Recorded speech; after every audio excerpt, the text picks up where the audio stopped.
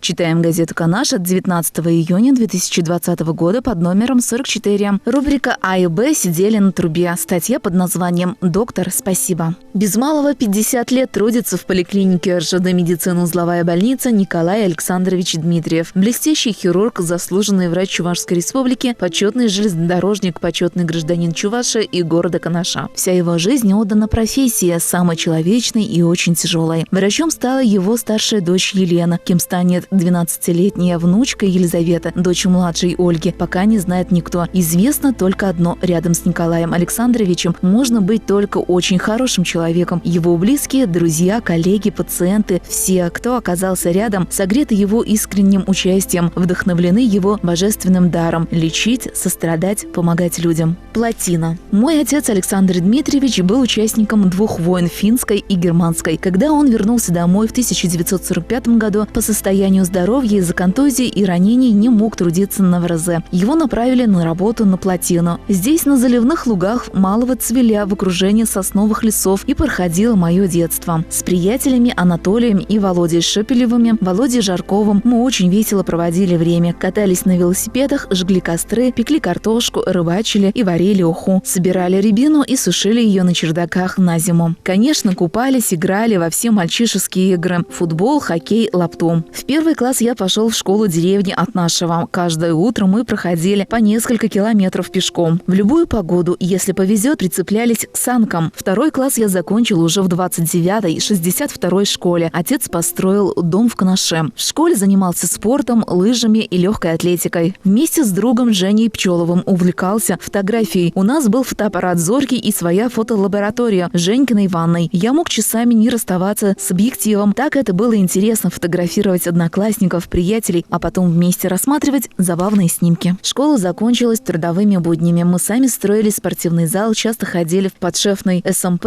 укладывать кирпич, проходили производственные обучения в заводских цехах. Мастера ВРЗ обучали нас электрике и механике. Педагоги. Не могу сказать, что пришел в медицину случайно. Перед глазами был пример мамы Антонины Петровны, которая работала в родильном доме. Она хотела, чтобы я стал врачом с единственной целью, чтобы помогать людям. И все-таки случай также сыграл свою решающую роль. Мой приятель был проездом в Витебске, узнал, что там в медицинский небольшой конкурс. Туда я и поступил после окончания школы. Я благодарен судьбе за самый щедрый подарок, который он мне сделал. Блестящие, высокопрофессиональные, очень талантливые педагоги обучали меня азам профессии, мастерству, человечности. Я видел, с каким благородством, полной отдачей сил, энергии доктора лечили своих пациентов, как сердечно, внимательно относились к людям и с каким искренним желанием делились своими знаниями и мастерством с нами, студентами. Ректором института в Витебске был легендарный хирург Михаил Григорьевич Сачок. В Казанской интернатуре нас обучал всемирно известный профессор, основатель Казанской хирургической школы онкологов Мойша Зельманович Сигал. Наши педагоги, талантливые хирурги, были примером настоящего служения людям. Они не жалели себя, свое время, жертвовали собой ради жизни и здоровья людей. Я благодарен им за бескорыстную необходимую мне помощь. В первые годы работы хирургом я мог позвонить им в любое время и попросить приехать на сложную операцию. И приезжали. 3 часа от Казани до Канаша, и вот уже светило медицины в твоей операционной. Профессия. Повторяюсь, мне очень повезло на людей, учителей, коллег, друзей, близких. 16 августа 1971 года я был принят на работу в должности врача-хирурга-анестезиолога в отделенческую больницу. Я остаюсь преданным своему коллективу, пациентам все эти годы. Иногда жалею, что 30 лет профессии отдал должности главного врача. Так я лишил себя необходимой хирургической практики.